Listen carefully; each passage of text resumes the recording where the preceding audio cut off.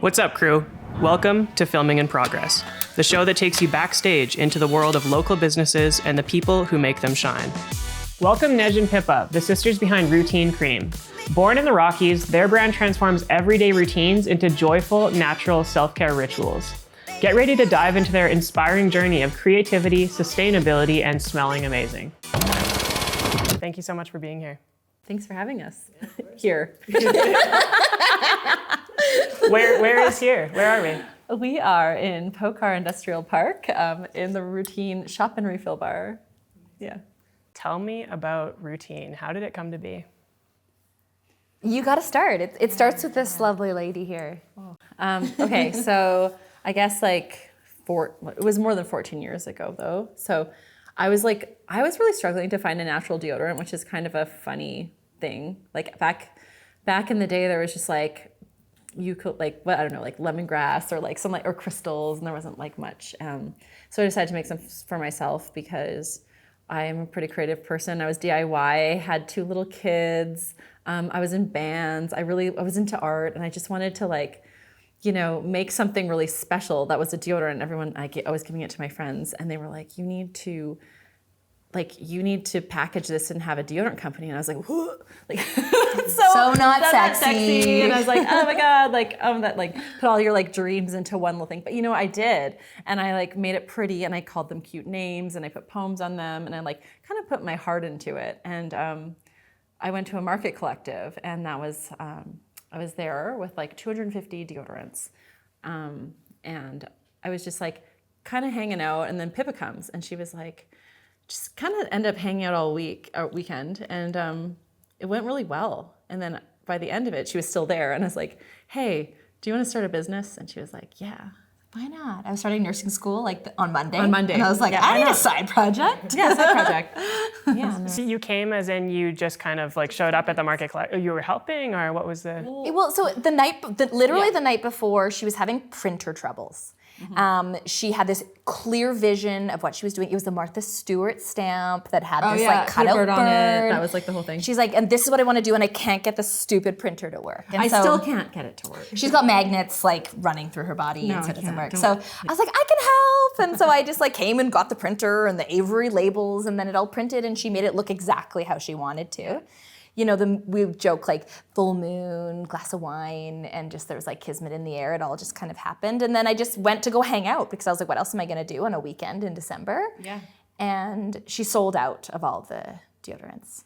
Yeah, and then we sold out. Well, it was you, and then we. The initial investment was $250. It wasn't 250 deodorants. How many deodorants was it? I don't remember. I don't even those remember. Numbers. Yeah, it was $250. $250, and then it went back into the company to buy the next round of supplies. But she had I actually remember being on the phone with her while she was curating these jars. She would she's always has cared so much about the details, right? That's just who she is. So I remember her calling and being like, what do you think about these jars? What do you think about this name? What do you think about this? And just as a friend, it was involved in the process because Neige, every relationship she has with people is it's intentional and purposeful. And so she was building that from the beginning and didn't even know it. It was so nice to have someone to have that feedback bouncing and bouncing off, and we still do that. And so Pippa will say, I don't do design. I'm like, you so do. She's got an eye and she understands how things should be. But it might not be she'll say I don't have the vision, but once you see it, this place. If it hits right. We walked into this HQ is what we call it. And we both looked at each other, oh yeah. It felt right. And it was low hung ceiling, smelled like cigarette smoke, picture of the queen. Yeah. But you just knew that you could feel it. It was palpable. Yeah. And the ghosts. And ghosts were there. That's so funny. We haven't been asked that question for a while. How do we start? So it's kind of, because it feels like it's been so long, and it's almost like folklore at this point. It's how did it start? It really did start when I was 18 and I boarded a bus to Nelson by myself with a backpack and a djembe.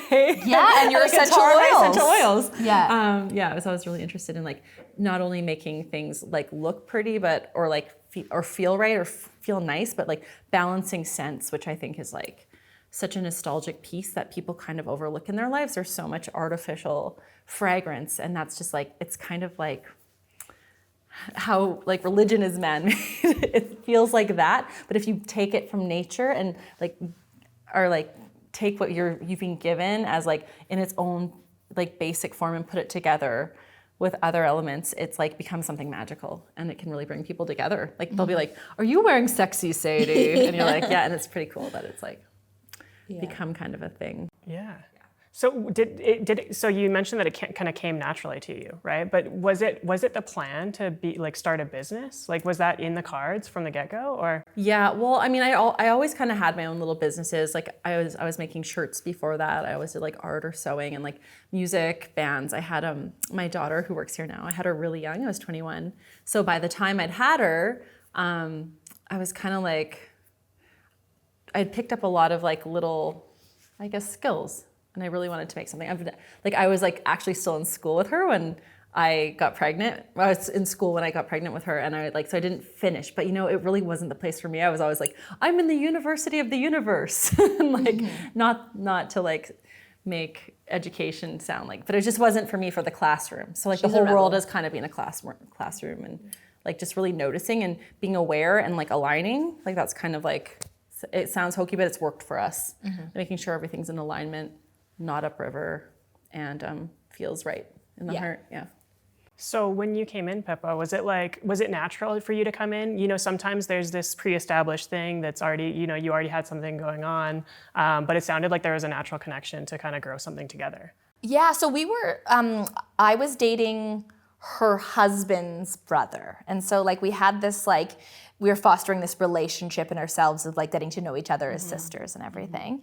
And yeah, it did just naturally fall into place. Like, yeah, we were in very different places in our lives. Like I had 2 children at that point, and you were dating Matt and like into the nursing and like going down and then like it was really strange because like I think it's like very much kismet or like more than that, because like Pip and I are very different, and I don't think we would have like without this one thing holding us together like glue. Like it was like glue. It was kind of like we were directed in the same funnel, and then we were like, oh, we need each other. Like we are partners now. Like it's kind of a marriage and of its itself. Sure like yeah. So, yeah. So we can't really we can't do it without the other, because like I'm right brain, you're left brain, and we call that the yin and yang, and we both have our strengths that we need to make this business work. Yeah. Tell me more about that left and right brain. What do you mean by that? Well, the right brain is the creative side where you use a lot of intuition and a lot of like feeling. There's a lot of emotion. And then the left brain is very analytical and very concise and logical. Planning. Yeah. And then Excel spreadsheets versus like the paintbrush. Yeah, right? but her Excel spreadsheets are beautiful. Thank you. I'm like, what a masterpiece.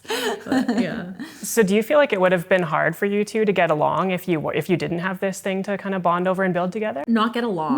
Not to get along. We have so much fun together. Like we share so many like joyful, adventurous interests. And when our friend Brianna often talks about, like we have this, like, it's not competitive, but we bring out this competitive nature in us for adventure. So like we'll go river plunging in December in like -20, and it's like, who's gonna stay in longer? And like we get each other out there. She's like, you need to stop. I'll go, but I don't need to be in there for 5 minutes and die. Yeah. She did die. She's still here. Yeah. But we're both like adventurous people, and we bring out that I think in it was each a other. channel. I think it was like divine intervention. It was not, it just gave us a project, because I'm very much a project person. Like all my friends, like all of our friends work with us pretty much, and it's really cool. I think projects and like being productive really brings people together in a really beautiful way. There's like hanging out's great, but like if you're like make something cool with someone, that is a completely different kind of friendship and feeling, and it's like a life's work kind of thing. Yeah. More than just fleeting. What do you think makes that work? Because you often find that people either love working with family members and that sort of thing, like your daughter working here, et cetera, or they avoid it at all costs. Is there something that you think kind of like makes that work, makes that tick? Well, I think that like I think it's like, it's interesting in like the last 100 years, people are like, we should separate our family and loved ones from business, which before people had their forge, they had their farms, they worked together. And it's like a really strange modern sensibility, I find. We were just trying something new that was old, and it works, and we just kind of make it work. You just always insisted that it would work. Yeah. She just always like, oh, let's hire our sister-in-law Anna, let's hire our brother-in-law Brent and bring them on. And she knew that these things were going to work, and she like wholeheartedly believed it, building this friendship club, which we haven't talked about yet, but she just knew in her heart that it was the right thing to do with this company. I think it's a really good thing too, because when you know someone so well, you know where to place them, and you see their strengths. And like, it's really, I do have really high expectations, which is kind of a hard thing to contend with, but it's because I see these people and I see all the amazing things about them. So I think it does hold everyone to kind of like at the highest version of themselves, and they just thrive in their own, like some people have been moved around, but they find their place, because there is like a beautiful place for everyone. And I think that a lot of what we're missing now is like community in real life. So and we have that here, which is pretty amazing. Yeah, and it sounds like, I mean, typically during family events or in business or whatever the case, you see two different versions of people, right? So you're kind of you're merging those worlds. Yes. Yeah. Well, because people are not going to they're not going to leave their real selves at home. Like, are you kidding? I mean, like, if, like, I know what you like to do, right? If you already know what someone's disposition to do, you just put them where they belong, and they're going to shine. Yeah. Tell me about Friendship Club. Talk about Friendship Club. Well, I feel like Friendship Club is, I think, something that Neige has been building like the whole time. You have too. No, but we've only started talking about it probably in the last like 3 years, where it's been something that we like articulate. But this is just a place where we want people to come together, where we want them to be. We do a group workout every Thursday. We get the whole team in there. We've got these like matching little onesie workout gear that we put together, but basically everybody here is just here for connection. It's not a cult. Hashtag not a cult. But it's here for connection, and it's just connection. Yeah. Yeah, and which we're which really like after like COVID times was so important. Like it's like just integrating back into people. Yeah, there's not a lot of remote. Yeah, we can't really do remote here. Hard. We do a little bit of it, but it's like, but they're people we already know. Yeah. So, but we built a place where we wanted, like every corner, as you see when you walked from this warehouse, every corner is special because we wanted people to want to come to work, to want to spend their time there. We could easily work from home, but like I choose to come in because I want to be here. I want to be around the people, and that's again like why we. The cliche hiring based on personality, because anybody can do the job here, but it's about finding the people that are connected, that want to be here and build this together with us. Yeah, and can I say, like, Friendship Club doesn't only include like rainbows and it includes complaining to each other. No, not complaining, but it includes like the real stuff, like the hard stuff, and like figuring out how to get along, and like when it's okay not to, and when it's okay to disagree, and there might be a day where you choose your heart over the job that maybe needs to get done, because it's our emotional support and our hearts that matter. Well, and also our rule that's like if you like do come in, like you're responsible for the energy you bring. So the kind of saying it's not you, it's me, or it is you. Like when it like just clearing the air as quickly as possible and trying to be real. Yeah. And to that, we're mostly a team of women. We have several men, but we're mostly like a team of women around here. I'm just providing opportunities for women who, maybe are coming back to the workforce after having kids and things like that, and giving them a place where they can come and shine and learn new talents, and like, because any job can be learned. And that's what we've built in this company. Love it. Has that always been intentional, building a team of women from the beginning? It was kind of organic more than intentional. It's like a lot of the husbands are happy to let their wives just get no office. Yeah. Or yes, I mean, but no, it just feels like the right move. It just feels good. And energetically, we've really connected. And our neighbors are men. We've got a lot of amazing neighbors, like our mechanics right next door, our cabinet maker, our painter, our sign maker. So it's a community of like all different people. They're all friends with my husband, which is kind of cool. It's just like a bunch of makers, like just a bunch of makers in one spot. And like our neighbors made this beautiful arcade game that we see behind us. I was looking at that. It looks amazing. A lot of our store and like our activations. So Yeah. Yeah. Has bringing men into the workplace changed anything for you, or? Well, we really haven't. I mean, there's been a couple times we have Amy, who's our warehouse manager. Her son Connor worked here for a while. He's actually here today helping out. But our nephew, and then there's a married couple, Quinn and Taylor.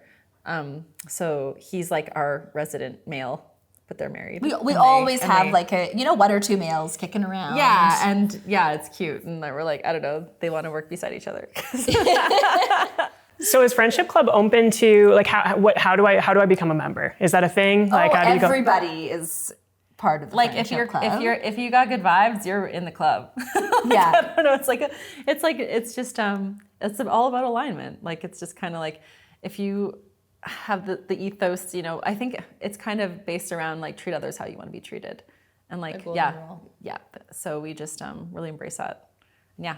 We've got a lot of friends around. Like we welcome you to the Friendship Club right now officially. I'm honored. Thank you. And Nicholas over there. Yeah, amazing. So tell me about what does the name Routine mean to you? Well, it just seemed like a sort of neutral word, and it just hadn't been used. We're like, why hasn't this been chosen? Like a routine is something that you do every day. It's not like fancy, but it's not like we were saying, it's not a ritual, it's not a practice, it's your routine. It kind of gives you a little bit of stability. So we wanted to create products within that sort of spectrum of like what is necessary to make you feel like your best self every day and naturally, and like things you can share with your family, and not worry about, bad ingredients. So like routine for us is like that, is like just like in the sense of like our brand, I guess. Yeah. It's like something you do every day. So we're coming out with toothpaste in February, and that's going to close the routine loop. And then you have everything you need, and then we have some plans. Maybe there's another word that we might use for a little more in-depth things that are more like luxuries over necessities. I like it. Is that a hint to something that's coming in the future? Yeah, we can't stop. Oh, I know. I really had to search for a second. Say that again? Oh, I haven't heard this word from you. It came from Tamara. Okay. Yeah. Are you allowed to talk about this word? Oh! Save it for next time? It's not a bad word. It's the next generation. I understand it. Yes. I understand it. Yeah. It's one word. Yeah. Okay. No, I think it's fun to have secrets. That's part of Friendship Club. I was like, am I missing something? We'll save that. I love that. Yeah, and the best way to tell secrets is this is actually a secret I'm going to tell you. Like for Christmas, I'm getting you and Tamara and I flip phones. So they're direct lines. Oh my God, I'm like, excited that's for where that. you tell the secrets. We're like, hey, like, how am I supposed to compete with that Christmas present? well, now you know. Jeez. So before we started filming here, we were talking about the idea of how important smell is, and the sound and color of smell, and that idea. Can you explain that to me, and kind of the importance of smell and scent? Yeah. It smells like a trigger. It triggers something in your memory. It's the strongest tied sense to memories. And so, like I said, it's often overlooked. A lot of times, people will say, like, get nose blind to things. Like, there's like toxic scents, like, I don't want to say names, but the plug-in stuff, and like, and those kinds of things that we kind of forget. And like, those things can like really mess with your hormones. Those artificial fragrances. Going back to, I don't really want to go back to that smell. It's like more of a reverie, like smell, and like you can like use fragrance, and fragrance is fine, and like there's different, I guess, qualities to different fragrances. So like I'm not gonna say I don't love some fragrances, but yeah, I think that like it was really important to us to make our smells natural. That they don't disrupt your hormones. And well, and things also the gauge for her would be if she smelled it, she would get an instant headache if something, if it was toxic or not, and just sort of going off of that again, that intuitive base. This is good for me. This is not.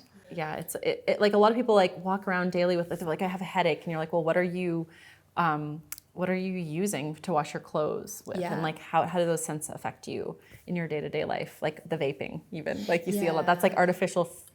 essentially artificial fragrance in those. They're flavors, which is used as fragrance. So it's like, it's an interesting way to look at things, because like you can go as clean as you want, but if you're going to surround yourself with things that are toxic in your environment, in terms of fragrance. And they really offset how you feel and your emotional output. Yeah. Like we even used to find when we were first making the products, and we'd have certain blends that would give us certain reactions. So like there were certain blends. Well, Sexy Sadie is spicy, and that's like what really like evokes those feelings. You come out sort of flushed, and like, you know, with some of our, like one of our biggest fights, our first fights was like over a pot of Sexy Sadie. We had our faces like in the oils. But that's when we decided we went through it and then came home dropping everything off, and we're like, this has to be fun. And if this is not fun, we're not doing it. It doesn't mean it's not going to be hard, because things are hard. Yeah. But at the end, it has to be overall a fun experience. And that was that color is red. So that goes back to Sexy Sadie was like pretty hot pink back then. Yes, yeah. So it goes back to like the evoking an emotion with a color and then a sound, and like, yeah, like using those senses that we don't always think to use. Yeah.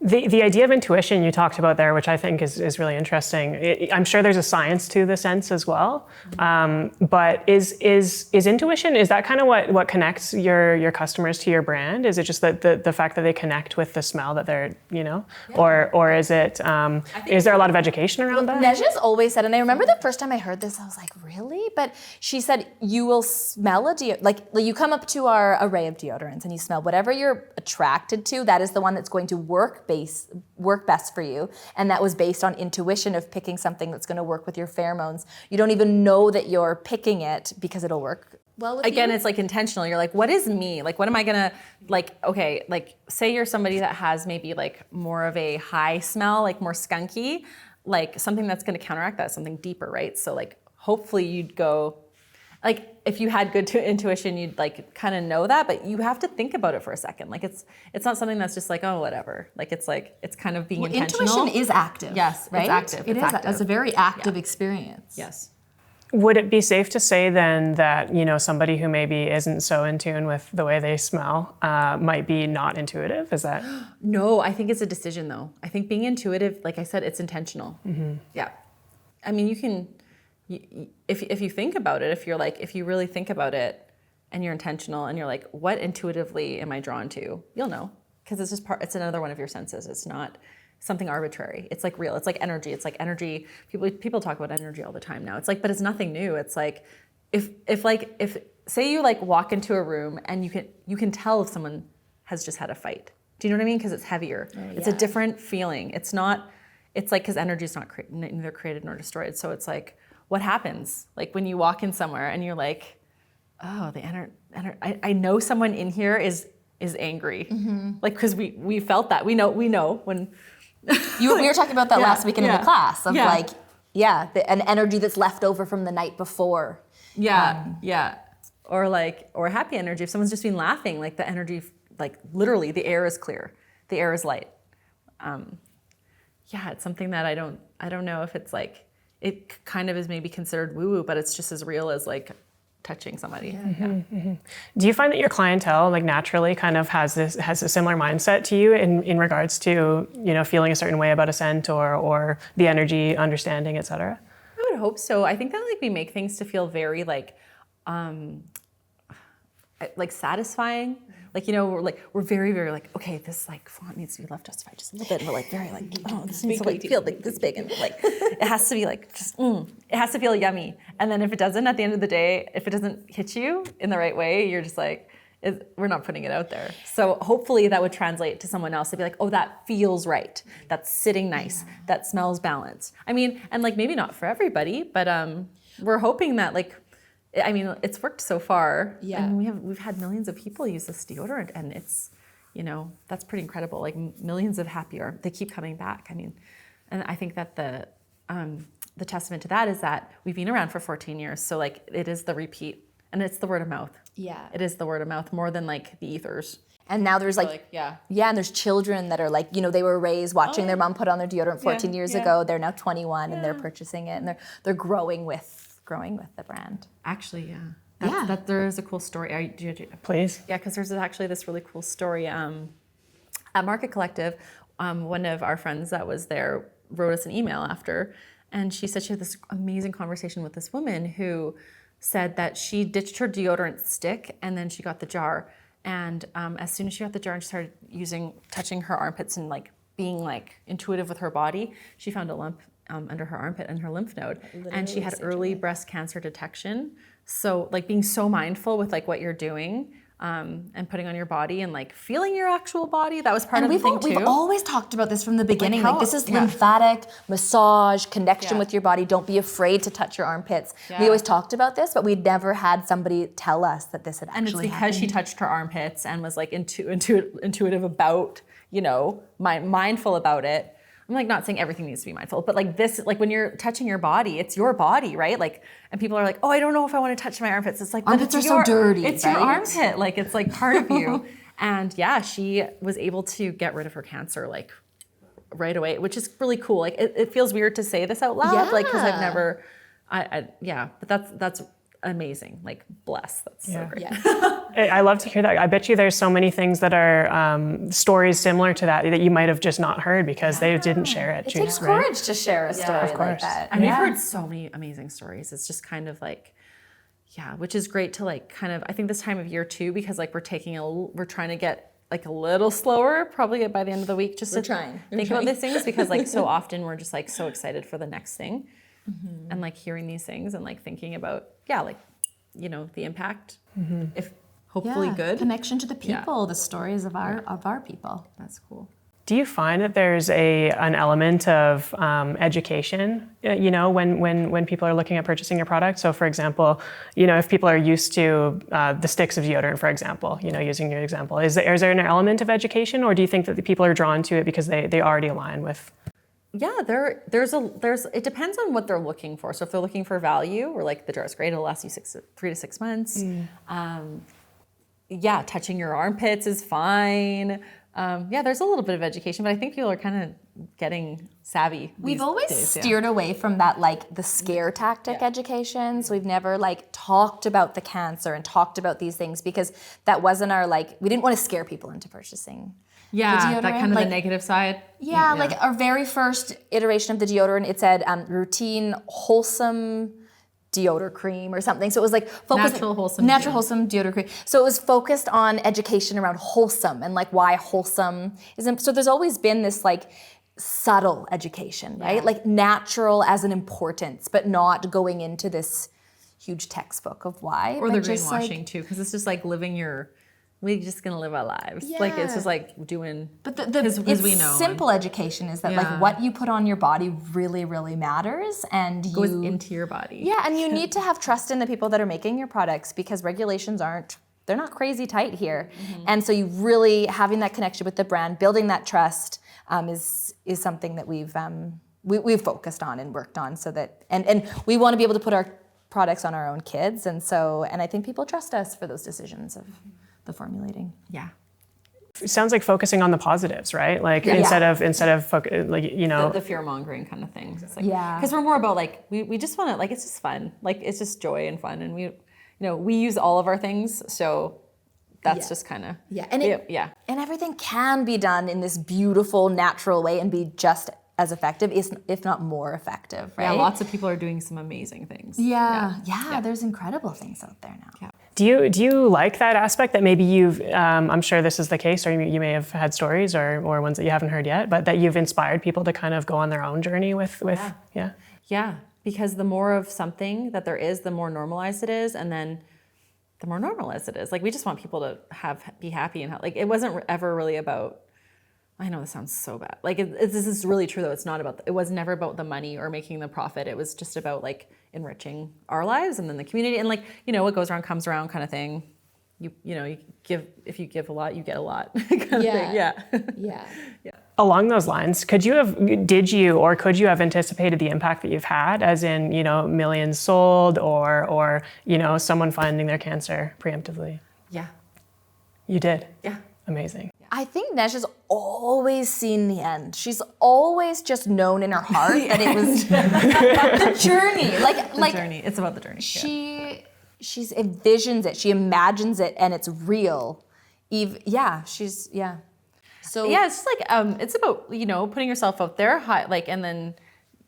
and being vulnerable. Being vulnerable. This is just like you're gonna get some gains back about it. Like, but it's not about writing a business plan, right? Like it's very it's non-conventional the way that we've done things. It's just which like confuses some people. It took me like time because I went to business school. Like I learned the classic how you're supposed to do business, and there's, I gained skills from that, but that is not what this is about, because it has to be about the heart. There has to be this like journey and this story and everything. And our friends.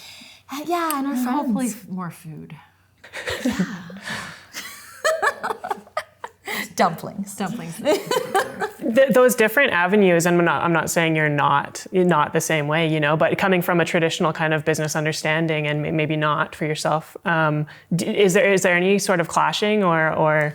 I just like, I trust Neige so much of like, because sometimes like, and very early on she would just say things like, it can just be this way. And I'd be like, but, the 4 Ps of marketing says this. And I just so early on gained the trust because she would say something and it's not classical, but it worked. And so that's how we've always, let's do it our way.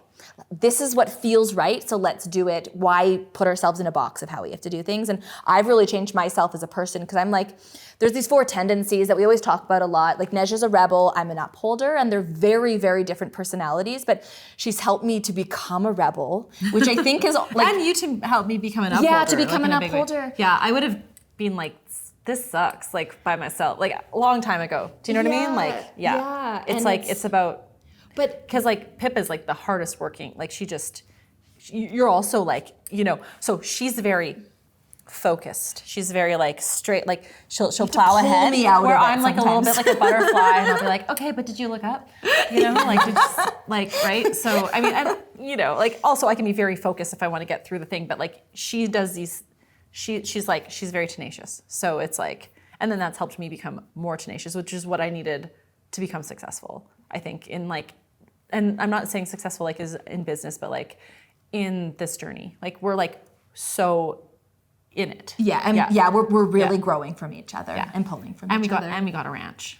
Yeah, we got a ranch together. Yeah. No, that's our and like,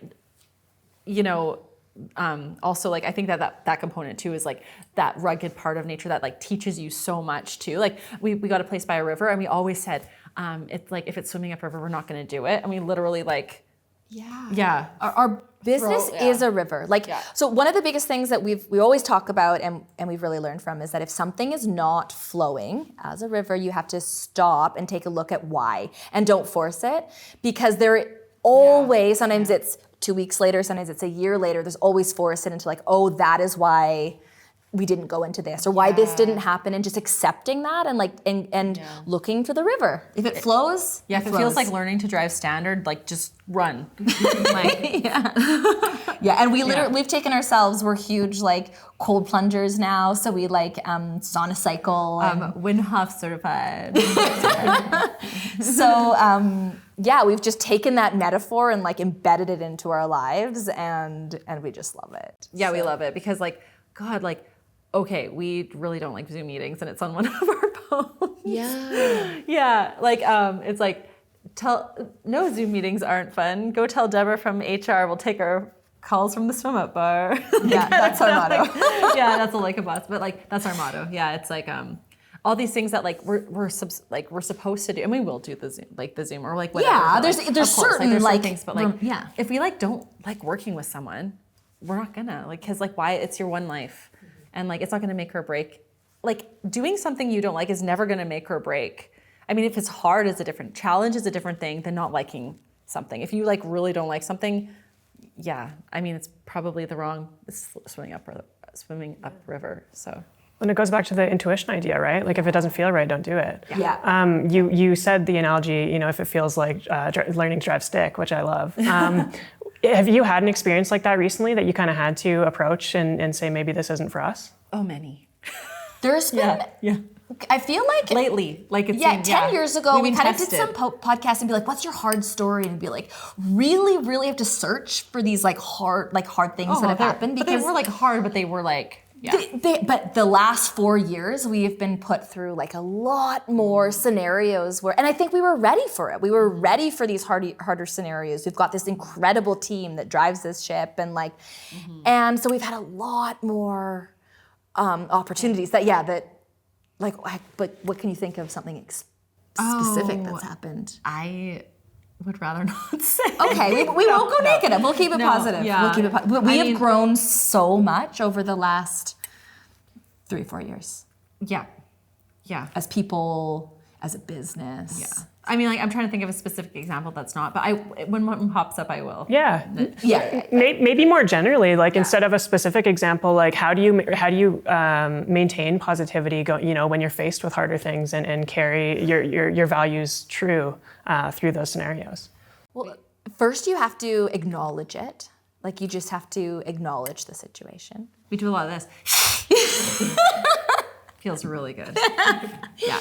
And what she's taught me is that you have to take a moment. My response is always to be like, well, there is a plan for this and we can fix this. So knowing in the back of your head, like, this isn't going to end us because we can fix it, but you have to take a second to acknowledge the emotions behind it. It's okay to be mad, to be sad, and to honor that. And then once you've honored those emotions, then you move on to the action plan. Yeah, quick processing. Like that's where you gotta get on to the next thing, find the next piece of joy, find the next project, like, Yeah, and know that it's okay. Like there's going to be hiccups, there's going to be Yeah. challenges, and it can be fixed, and it's just season. I remember your dad saying that like way back in our first year of something was really hard, and it was like, this is only for a season. Oh yeah. That's his thing, and I say this all the time. I say it to my kids, everything. Yeah, it's always only for a season. It's only a season. And then just talking it out. Like that's like why we have each other around and friends, Yeah. and that really helps. Yeah. But like also we do like the class. We actually so the class is like a cathartic. It's hard to explain, but it's like a cathartic HIIT workout out of New York that our friend Tara and Toomey started, and now we have a collaboration signed with them because like it cracked me open when I was like, her method is just like there's something, and there's a lot of sound involved, and so sound's always been a huge part for me about like release sound in general. Like it goes with the scent thing. But I've always played music too, so that's always helped. Like singing can really help, but people that don't sing need like a verbal sound cue release, whatever it is, because like we're holding this stuff in. So we do this workout all together, and we do a lot of yelling and shaking and really hard moves for like 7 minutes, like say like a burpee. Because they're all like timed to a song, and so it's like staying in that challenge. It's like the class has taught me so much, like really, Taryn and her method, like just beautiful practice. But just like staying in something that is uncomfortable. So there's, like I was saying, sometimes something feels like not right, but sometimes something feels uncomfortable. And if you can have courage to get through that discomfort, you'll end up with something like really beautiful on the other side, whether it's like release or like muscles or whatever. So yeah, I think there is a big difference between challenging yourself and like having something that's really just like, ugh, I don't want that. Yeah. And like so that's really helped us. And the days you don't want to do it are the days that you need it the most. Yeah. The workout, the practice, the breath work. Yeah. All those things. The release. There's all these things. Yeah. Yeah. And we'll have moments now like we'll do it to each other where one of us is like stressed out or something. And it's just to say to each other, let's just shake it out. And it's our way to support each other, that you just go into a room and you just release it. And then you walk back out there and you're like, I've got this. And it's changed how we do things. People are not surprised when I make a loud sound. No. They're just like, you mean in our in our workouts. In our workplace. In our workplace. Yeah. Yeah. They're like, oh. But it's encouraged for everyone to kind of like use their voice. And it doesn't have to be like a bad sound. It can be a beautiful sound. Yeah. Release. Changes all the time, I imagine. Yeah, it does. Yeah. The frequencies. Yeah. Sitting in that like hard space or that uncomfortable space is definitely where the growth is, or where it stems from. But how do you learn to? Is it a learned skill to kind of be comfortable sitting in discomfort, or how do you go about that? Yeah, it's been a learned skill for me because my instinct is to run. I don't know why. I don't know, just the way my life is, my instinct is to run. And I've had to really learn that you need to sit and you need to talk about it. Like Neige's taught me and said, like, and it's hard for me to hear this. It's like friendships are hard. They're not easy, pure joy that you're never a true friendship. You're going to have challenges together. But also you're gonna celebrate each other. Yes. Of course there's fun. Oh, no, they're fun. But like yeah. sometimes I recently heard this, and it was someone talking about how a true friend is there in the thick of the hard stuff, but also a true friend is someone that you can share your wins with, and they're like, yeah, you fucking go, like, you know what I mean? And they're so proud of you. I mean, like, Paige comes to mind. Yeah. My singing friend. I love her so much. But like, she'll just be like, you know, she's not afraid to say, because a lot of people are afraid to like, with their pride, to like give a compliment or give love or like give something because it'll give them the like they won't have the upper hand anymore. So a lot of that friendship stuff is learning to like release all that. Like the more you give, the more you give. Like get and the more you receive, and so it's kind of a cool way to look at it too, like the hard times. Yeah. But also to celebrate the good times. Be like you're amazing, or like getting really great outfits and you look better than I do in. You know, like, oh my God, stop. Do you know what I mean? Like, but like giving her something really cool that I know. Do you know what I mean? Like, because we share like, even like, I know it's like the Friendship Club shares fashion. We have like clothing swaps every while, and everyone's just wearing all these cute outfits, and we're like, yeah, girl. Neige has to keep searching for like new styles because she shares so much of her own styles that like we then adopt it, and like we'll be wearing, and then it's like, okay, she's venturing out into like a new. Yeah, we gotta refresh. But like, I mean, like friendship is really about like building someone up and like being happy for them, and like losing all that bullshit, jealousy, resentment, all that stuff, like, you know, that we all struggle with. Like, I mean, it's a hard thing sometimes, but just because someone has more doesn't mean you have less. You can all have more, like more, you know, confidence, more, all the things. Like it doesn't have to be, there's enough to go around. It doesn't have to be like one person should be the best, or do you know what I mean? It's like, it's not a scarcity mentality. And that goes to like our whole ethos of like, we don't have a pyramid here, it's a circle. I know that. Wow, I sound really... I love it. This whole time. But like, I love it. I said we'd have epiphanies, but like really, like we have been saying that a lot. Like, I mean, there are leaders, of course. Like people, like some people really want to have a leader, like because like what would happen, you know, if we like walked away? It might be like, but like everyone is equal in their, like in their spirit, in their beauty, in what they can contribute, like in different ways. And things don't really have to have a label. There's just like, this fluidity that is hard for like people more like me that are used to kind of creating a box. But once you step into that fluidity, you can really, you can just see why it all makes sense. And letting go of the expectations you have, the like constraints you set on yourself and the boundaries, and just like let something evolve. It grows into something like this. Like back to your very early question, this wasn't how it was like premeditated, but it has the essence from the very beginning. It's true. Yeah. Also sharing books. Yeah. But Audible, we don't read Audible books. You've talked several times about your team and the dynamic and that sort of thing, which I love. And it sounds like, you know, from family to friends to new friends, and the circle idea is amazing. Do you find that people kind of self-identify into the culture? You know, do you attract those is the brand attracting the right people based on kind of what you're putting out there? Yeah, like attracts like. I mean, it just but it's like all sorts of people. Like anyone is like, but I think people see something that they think is genuine, and I think people don't. They're looking for that in terms of ingredients first thing, but everything else too. Like, we're really trying to do something here, like our bottles, these bottles are all made in Calgary, which is, I'm not trying to, just saying like, it's really cool because it took like, sometimes it's like you could go and get something so slick and like make it, you know, get whatever you want and get it like shipped overseas. But like, we're trying, like you know, if we could make glass in Calgary, if there was is there a glass maker? You can please hit us up. But you can make things here, and like you can grow, and they can like improve. So like down to that, like, and there's a lot of people saying, you know, it's better to have glass, but like if you're going to ship that whole thing over from, you know, it depends, like whatever. But like we're just trying to like make something super genuine here, and like. Our bottle maker is a friend now. Hey, Neil. And we like, and our printer too, and like just having like the genuine thing happening right here, and like everyone can like make something beautiful. I don't know what was the question. It was about our people. Yeah, that's what we're talking about. They're people. Yeah. Totally. Yeah. Has the sustainability aspect of things always been important to you? And not only beyond sustainability, but, you know, supporting the local community and that sort of thing, as you mentioned with your bottles? Yeah. Always. Yeah. It's why... Like that's why we say, like, the scare stuff, like the greenwashing. We're trying to do our best. Like, we're doing the best we can locally is what I guess we're saying. While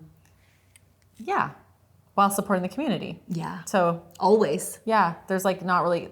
You know, we try, like, sometimes you can't get certain things here. You have to go, like, in a different direction. But we're always trying to, like, look for that next better, best thing sustainably. Yeah. We've got our refill program, which is doing incredible. And it's not being don't be afraid to change what you've done. So like, and we do that a lot. We change our products all of the time. Our retailers have come to like really just know and trust More us. the packaging than the products, but It's the same thing, but improving, because there's like advancements in how things can be done. Like she said, like the plastics are made in Calgary out of repurposed plastic, and you know that didn't exist before. And so just constantly changing and evolving and growing with it. So sustainability is always, we would have these like stickers that would be pulled off and they would go to preschools and like, you know, we really didn't want to do boxes for a long time. We really didn't want to do right. But like, you also have to give people what they want so that they can have that better product, you know? So it's like, it's just trying to just make the best decisions for the planet that you can. Yeah, like, based on the information at the time. Based on the information. Yeah. Constantly evolving. Yeah. On the topic of decision making, is there a criteria that you use, or is it kind of intuition? Like, what does that look like for you? Decision making. Yeah, our huge choosing local first is like so important to us in terms of decision making. So the first decision is like, can we get this local, and how could we make it happen? Do you mean like general decisions or like decisions on in general? Yeah. Yeah. No, I think that we just like chatted out, the two of us, and then we ask what feels right. And we ask around, and like I really do like to get input from like the people that we trust that are around us, and because sometimes you miss something if it's like, even if it's like right in front of your face. So like a decision is like kind of like well, we already have our mind up, but we still like to hear, you know, a lot of times, and it's all in alignment with what the other people think as well. You have to listen, but you have to follow your intuition always. And sometimes when someone gives you an answer that you're like, I don't want that to do that, then you know. The gut reaction. Like, That idea of listening, it's such a common place to hear this idea, you know, you should always be listening to your clients and that sort of thing. Has that, or customers, has that ever gone the wrong way for you, maybe listening to your customers, or how do, you go about listening it has. Like, yes. Are you thinking, like, I'm thinking Blackberry perfume. You know, you get, so the voices are loud, but they're not necessarily representative of everyone. So everyone was like, we want everyone, you know, multiple people said, we want Blackberry Betty perfume. We made it, and it was like our most highly returned product that we've ever had. And it was like, no. And I was like, oh, I don't like this. Like, that's not. And because like all of our products have like the same scent, but like if they have a different base, it kind of changes the profile. So it smelled like, there was no earthiness like the deodorant. So it smelled like, I don't know, kind of. Yeah, just so high. Just so bad. The frequency was too high. The customer isn't always right. Well, yeah. The customer, like, it's valid in their own experience, but it's not necessarily representative of the whole. Yes, like you were saying, like it's like how, you know, sometimes like comments are mean on like an Instagram post, and it's like, you're like, the whole world's mean, but it's not. You know, like it's like a couple people that want to say something that's not super nice, and like we'll get that sometimes, and like, you know, I think like it's interesting. Like I have a hard time. Like, you just should not put me on customer service, because I not on speakerphone at the very least. No, because like you have to know the whole picture sometimes, and so but like I understand, like, you know, genuine concerns or like questions for sure, but sometimes, you know, sometimes people just want to write in to vent and for someone to hear them. Yeah. For and they go way off topic. Yeah.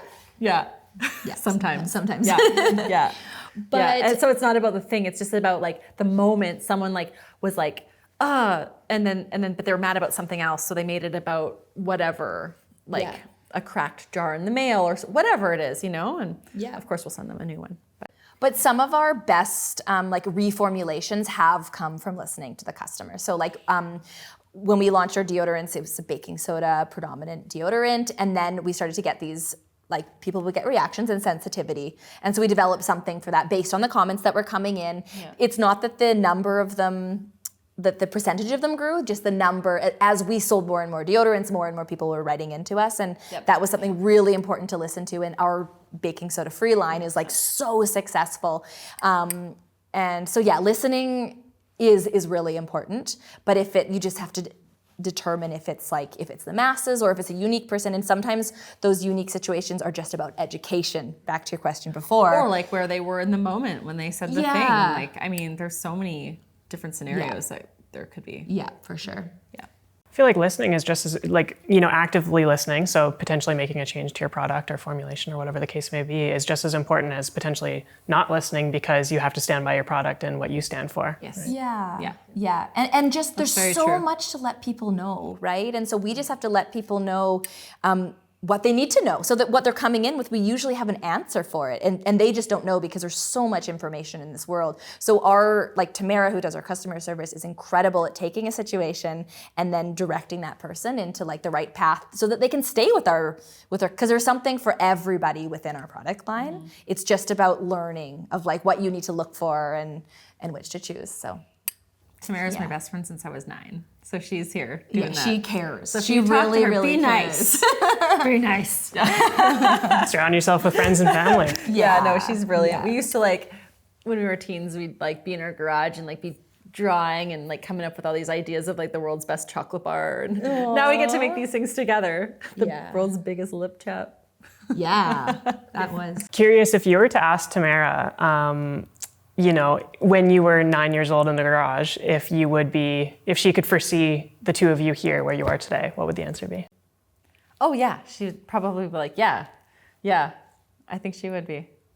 We kind of like met on some astral plane. Like we've always we belong together. So it's really beautiful that we can work together. And like, honestly, like she's just such a creative person. Like, I don't know if you see these little mushrooms hanging up there. She made those. She's such a maker. So she's in just like the right spot. She kind of does all the things and she's very hardworking. Mm-hmm. Yeah. Amazing. Yeah, and she cares. She cares. Yeah. Most importantly. Mm-hmm. The branding, your branding is incredible. And it goes from not only your packaging, but also, you know, the way you're presented on social, et cetera. It's always been, you know, I'm sure a Calgary staple. I'm sure many people would attest that. Why is branding important? Because you are inviting someone into a whole world, and like the visuals are really important to match what's inside the bottle. And my daughter does all of our videography and our socials now, so it's kind of an extension. So she knows how it feels, and it's really like we go back to like it is the feeling behind it, and like we don't use models that we don't like. Our models are all friends. All the socials you see, they're genuine, like they're people, like we're just like, let's make a day out of it. Let's go and do a shoot at the ranch and like have some fun and have some chats. And yeah, no, it's good. We turn everything into a celebration, I think. So it actually is. What you see is like genuinely, you know, we'll do like really beautiful dinners. We had the last photo shoot was at Lake Louise. We all stayed overnight and yeah, nothing is forced. It's an experience. It's an experience. It's experiential. It's part of the journey. Yeah. And that's like really truly genuine. We're not like, oh, let's have like a photo shoot and make it like, I don't know. Yeah. There's dance parties happening like all throughout. Yeah. It makes the videography like a lot easier to piece together because everything that's being shot is like this fun experience. Well, and it goes back to like everybody's beautiful. Like it's not like you don't have to find somebody through an agency. Like you can. I'm sure there's like really, you know. Yeah. But like our friends are like they're just, I don't know, they just glow. So, I think so. Oh, that was my daughter. It's on Do Not Disturb. That authenticity that you're talking about, I feel like people can sense when it's not true, right? When it's not genuine, especially in content, whether it be video or photo or whatever the case. When people can sense that it's forced, it's a forced smile or it's a forced handhold or whatever the case may be. Was that always important to you from the get-go when you were marketing product via content? Yeah, it's always been. I can't think of any. Well, actually, a couple times, like we have had a couple, like I guess, shoots or I don't know, ideas, and they weren't genuine and they fell flat. They do. And we don't post them if something doesn't feel. And like, sometimes if you've hired out or like not hired out, but like because we do all of our marketing in-house, just like, I don't know. If it's good, it's good and you can tell. Yeah. So yeah, we don't use we've tried like that because I remember like back in the day we were like, oh, someone else knows better than us because that's what it says above their door. Do you know what kind of thing? Yeah. Like we kind of went through a little phase of like a long time ago that like we're like maybe we should, do what everyone's telling us. So those are like those are the times when we haven't like listened and made good decisions, and they just aren't the things that are iconic or like that we've used. Yeah, and it's so palpable to like know that in a authenticity. Like we would never post something because you get the feeling by looking at an image, it speaks so strongly that it's just, there's probably been so many things that we've written off because of that wasn't genuine. Mm-hmm. You don't think about it just because you have to. And you can also tell if like Soleil is uninspired. Yeah, she posts something. You can almost like, oh, and then yeah. I think that's so important, especially when you're talking about marketing, you're talking about potentially your first touch point with people, right? Exactly. And if you're putting things out that aren't authentic or genuine or, aren't representative of what you want to put out there, then you're going to make a bad impression. Yeah, you better. Yeah, we always say this might be the only thing someone ever sees. So it doesn't matter if it's like a small postcard or like a giant billboard or, it doesn't matter. It's like you have to imagine it's the first and only time, maybe the last time someone will see something that represents you. Yeah. What's something that the two of you have learned along the way in the past 14 years that you know today that you wish you knew when you started your business? It's just been this process of like just trusting. And I feel like that sort of happened like really on. We got onto this like wavelength together and just wrote it out and trusted and just knew that things faith, were gonna. faith. Yeah, faith. Yeah. Yeah. I don't think that. I don't think that. Like, I think it's like. I don't. You think know what? Okay, I know. I wouldn't want to know. I've come into more spirituality over the last like 2 years, and maybe coming to that earlier would have been helpful for me, like knowing that deeper connection. That faith. Yeah, the faith, like you said. I think you had that, so that might not be yours because you always had that faith, but I didn't. But now having it, it's like, oh, all of these things could have just. Could have been let go and just, coming to realize. But it was a journey. It was a journey how it was supposed to be. Yeah, So. actually, I do have one. I think that, like, I would have, like, maybe, like, bring back to listening. Just, like, being better at listening. I think that's, like, an important skill that I'm learning, because I get so excited. So sometimes it's, like, hard to, like, not think of the next thing when someone's, like, trying to show you something. That's something I've learned. To stop and and not always be like, okay, the next, like, and I don't do it to be like a jerk. It's like there's like this like thing, and I'm like, I'm gonna forget it if it's gone, and so like just like it'll come back. If it was that important, it'll come back to you, especially during a work day when you're like really jazzed about something. But it's just as important, right? Like listening is just as important as having conviction towards the ideas that you have. Totally. And like I also think that like sometimes like these ideas aren't even yours. They're just like downloads. So yeah. Sorry, I'm not listening. I'm having a download. Literally, that has happened. Downloading in progress. It's not that I don't love it. It's just like you did a bit of that. So good. Yeah. What does success look like to you, both of you? Oh. Like just happiness, like enjoyment of life. Yeah, Which is easier said than done because enjoyment lots of life. lots of good dresses. No, I'm not joking.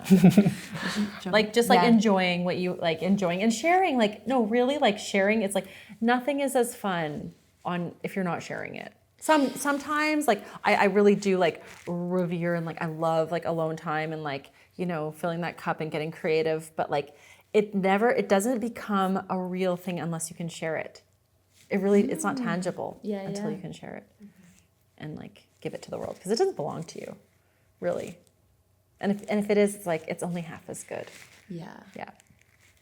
So experiencing and sharing. Yeah. Yes. Yeah. It sounds like you've both found a really good place in well, obviously fun, you know, like enjoying what you do and sharing that and your ranch and the team, the people that you surround yourself with, etc.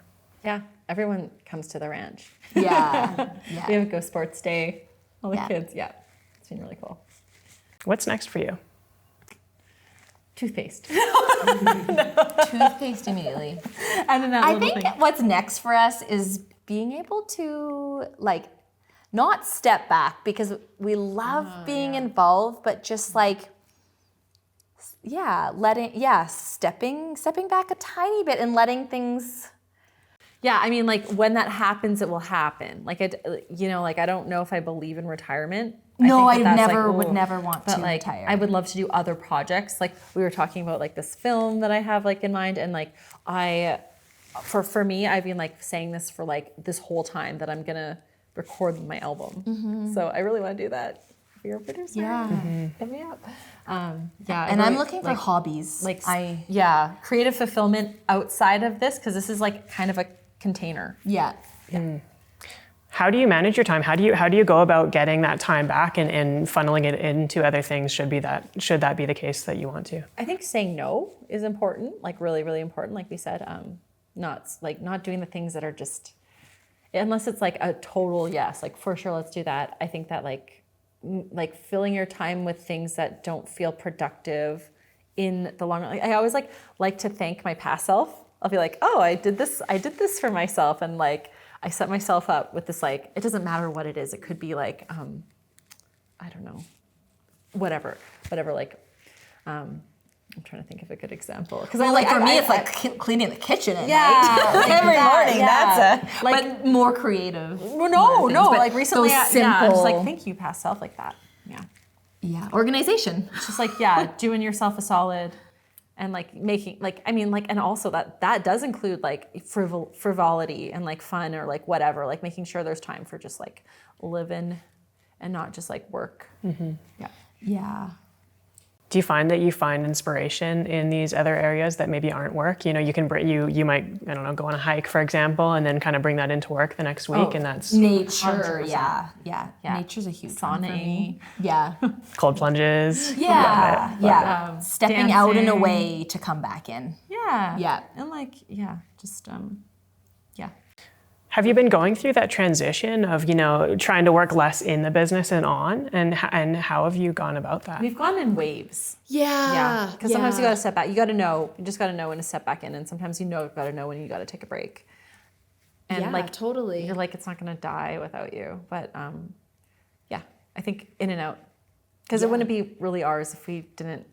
Like, if we weren't fully, in it. No. Yeah. So like, I mean, in it, like that's kind of like a business term that I've never really fully. It's like people say, if you want to work, you know, be successful, don't work in your business, work on your business.